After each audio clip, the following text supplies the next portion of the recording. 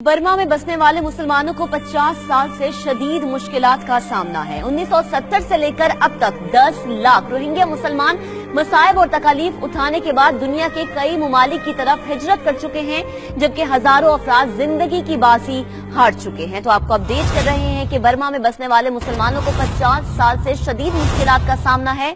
1970 से लेकर अब तक 10 लाख रोहिंग्या मुसलमान मसाइब और तकालीफ उठाने के बाद दुनिया के कई ममालिक की तरफ हिजरत कर चुके हैं। इस हवाले से आपको ये रिपोर्ट दिखाएंगे।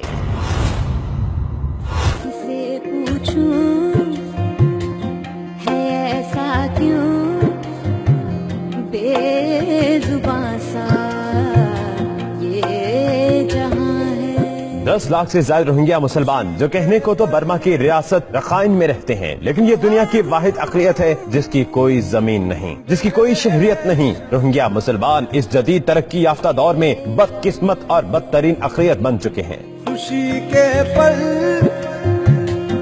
कहाँ ढूंढूं बेनिशां सा वक्त भी यहाँ है।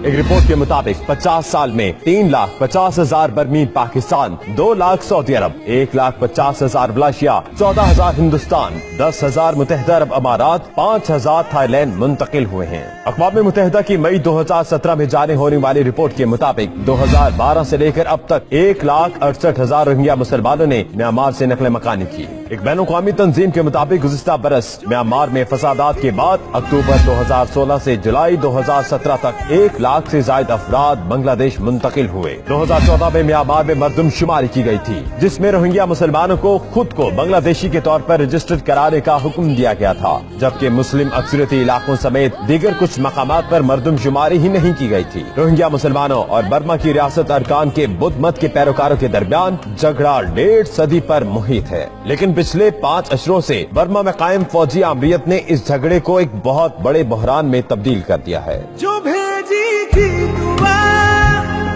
वो जाके आसमां से यूं टकरा गई कि आ गई लौट के सदा।